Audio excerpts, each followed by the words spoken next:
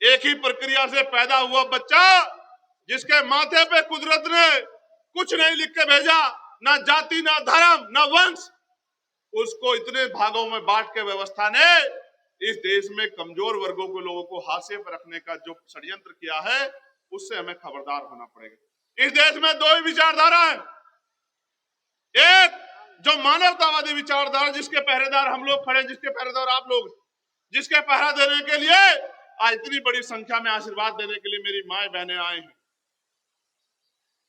और एक दूसरी विचारधारा जिसको हम गैर बराबरी पर आधारित मनुवादी विचारधारा कहते हैं, जो ऊंच नीच की बात करती है, जो छोटे बड़े की बात करती है, जो ऊंचे नीचे की बात करती है, जो अमीर गरीब की बात करती है। इन दोनों विचारधाराओं में बहुत कम अंतर है। एक विचारधारा 4A पे टिकी है। 4A वो आम वाला है। पहला है अंधविश्वास। जितना अंधविश्वास फैलेगा उतना मनुवादी व्यवस्था मजबूत होगी। दूसरा वह है अन्याय। जितना अन्याय होगा उतना मनुवादी व्यवस्था मजबूत होगी। तीसरा है असत्य। जितना असत्य फैलेगा, जितना झूठ फैलेगा, उतना मनुवादी व्यवस्था मजबूत होगी। और चौथा है अज्ञान।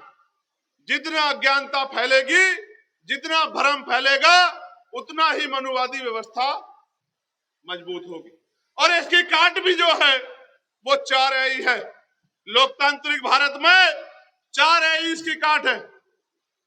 अनुसूचित जाति, अनुसूचित जनजाति, अन्य पिछड़ा वर्ग और अल्पसंख्यक समाज, यानी कि SC, ST, OBC और माइनॉरिटी वर्ग के लोग अगर भाईचारा बना ले तो मैं लिख कर देता हूं।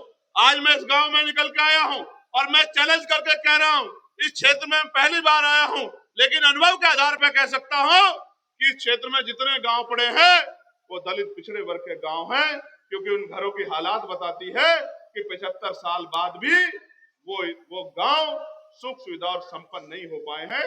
ये मैंने अपनी आंखों से देखा। अगर कोई घर सामने सड़क पे घर बन गया है तो प्लास्टर नहीं है, दरवाजे नहीं है, घर के आंगन में जो व्यवस्थाएं हैं वो खुद बताती हैं कि इस परिवार का आदमी सुबह कमाने जाता है, तब शाम के टाइम बच्चों के पेट में रोटी और उनके लिए व्यवस्था होती है। ये किसकी देन है? क्या यह देश गरीब है? नहीं। मैं लोकसभा का सदस्य हूं, मैं लोकसभा में बैठ के हर एक चीज पे ध्यान देता हूं। देश गरीब नहीं है, लेकिन इस देश का धन, इस देश की संपत्ति, इस देश की जमीन चंद मुट्ठी भर लोगों के हाथ में। जब तक धन धरती राजपाट का बराबर बराबर बंटवारा नहीं होगा, तब तक इस देश में सामाजिक न्याय नहीं हो सकता है। मेरी बात को आप याद रखें। देश आजाद हुआ 15 अगस्त 1947 को, गौर करो। देश आजाद हुआ कब? जोर से बताओ, जोर से बताओ। आजादी की आवाज मजबूत आनी चाहिए। कब आजाद हुआ? अभी भी नहीं आई, बहुत कमजोर हो तुम लोग।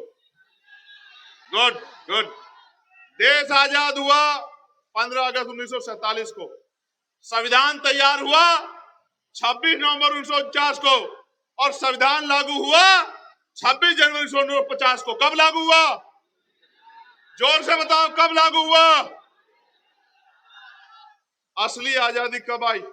जब संविधान लागू हुआ और संविधान ने सुनिश्चित किया कि इस देश में कोई भी छोटा बड़ा नहीं, किसी को भी जाति के आधार पे, धर्म के आधार पे, स्थान के आधार पे भेदभाव का शिकार नहीं किया जा सकता है। अवसर की समता होगी, लोकतांत्रिक व्यवस्था होगी, वोट का अधिकार होगा, और इस वोट के अधिकार के जरिए आप अपने बीच के व्यक्ति को ताकत में ला सकते हो। अब मैं दो चीजों पे आज मुझे आपसे बात करनी। अभी हमारे यहाँ SIR हो रहा है। SIR पे डिबेट हुई, पता नहीं आप सब लोगों ने सुनी, लेकिन अगली 5 मिनट में मैं आपको एहसास कराना चाहता हूं कि देश में कुछ भी मांगने से नहीं मिला। हर एक चीज के लिए हमें संघर्ष करना पड़ा, छीनना पड़ा।